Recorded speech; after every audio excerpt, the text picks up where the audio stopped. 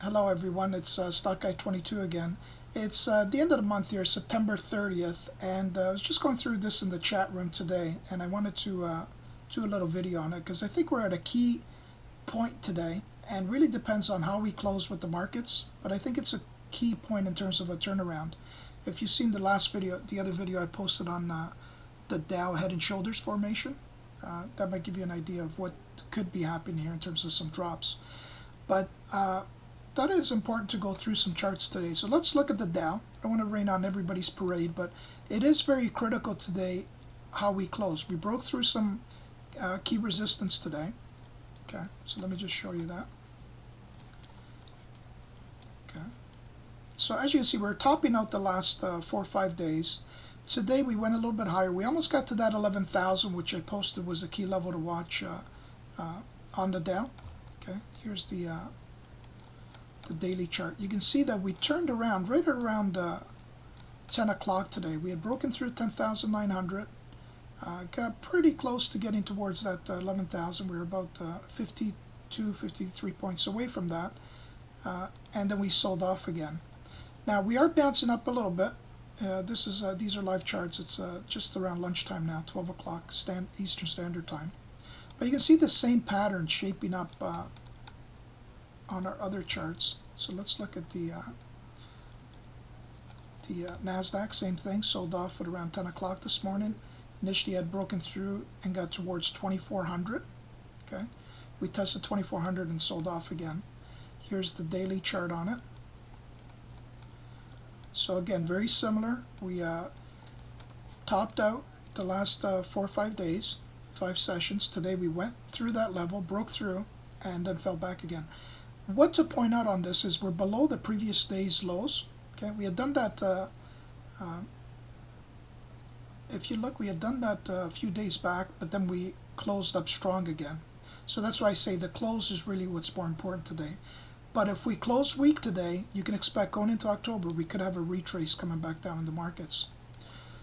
Okay, so that's the NASDAQ. Let's look at the E-minis. Same thing here, topping out the last 5 days, broke out today above that 1150, which we set as a key level. If you follow me on Twitter, you'll know that I've been talking about that 1150 being a key number as well. And as you can see on the 5-minute chart here, very similar that we broke through 1150, so just a little bit above resistance, sold off just after 10 o'clock. Okay, so into lunch we've dropped right back, bouncing a little bit. We'll see what happens into the afternoon. I think Bernanke speaks at 2:30 again, so that could have an effect.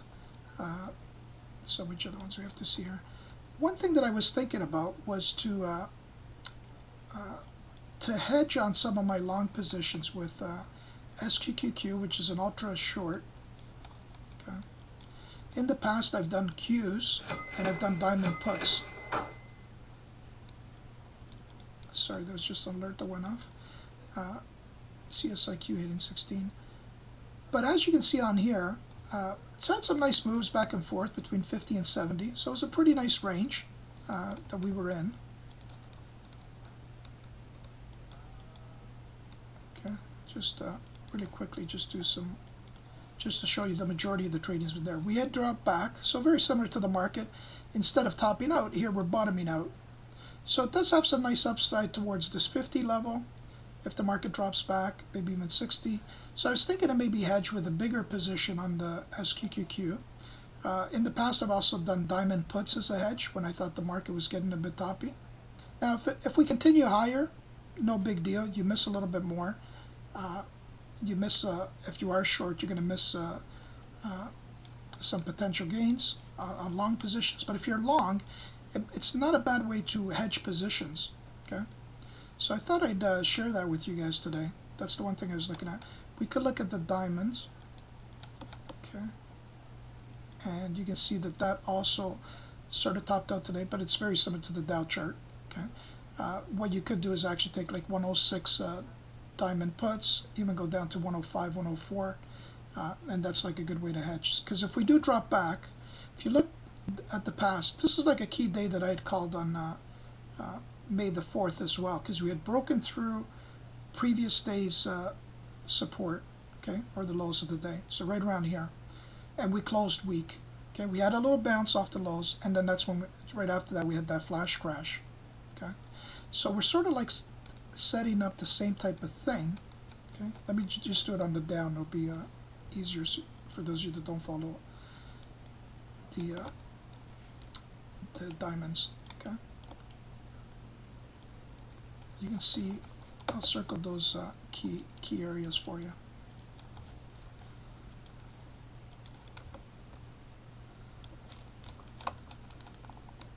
Give me a second here. Okay, here we go. So look at these key days, okay, where we break through previous day's support, and we also were sort of topping out up here as well. We were topping out at here as well. See how we did that here as well? We broke through resistance, then fell back, and did like a shooting. This is a shooting star pattern. It's like an upside down hammer. Okay, that candle you see there. Okay, same thing up here. Okay, and here's our key day where we. Whoops.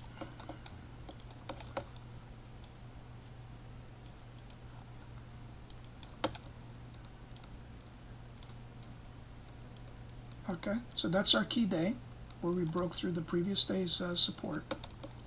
Okay, so that red candle that you see, that big red candle. Okay, sort of like this one is setting up like today. Okay, this is back in, if you look, that's back in June. Okay, the other one was back in April, and this one here was in August. You can see when we started to drop back in August as well. And we had some nice retraces at that point. Okay, so initially you have some support into the 20-day moving average. If you fall below that level, then you're going to hit new lows. So this red line will be a key level to watch as well. So you can see each time we've done that and broken through that previous day's low, it's been a nice continuation down. So we're sort of like doing that here today.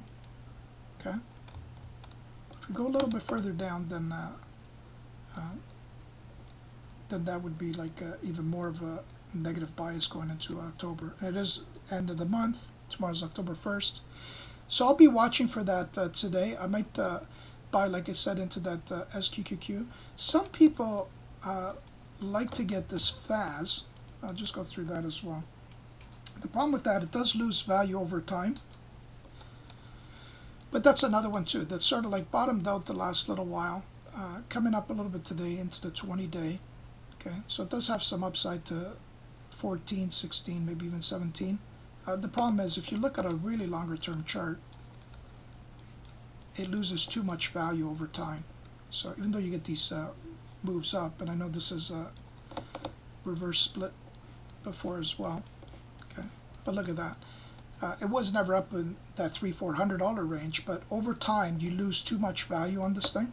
So you really need like a big spike. So if we do get a spike down in the markets, you'll find that this will actually go up very quickly too. Okay, one that was very similar was FAZ with an S, and when the market reversed in 2009, this had a major move up.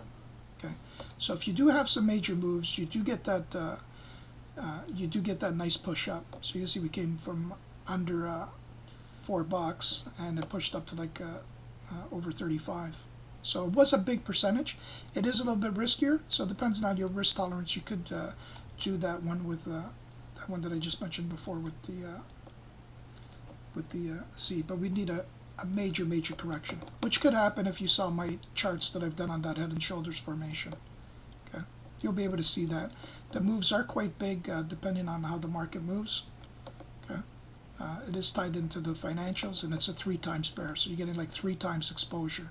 Okay, but I thought I wanted to mention that on the markets today, because I think today is a critical day depending on how we close.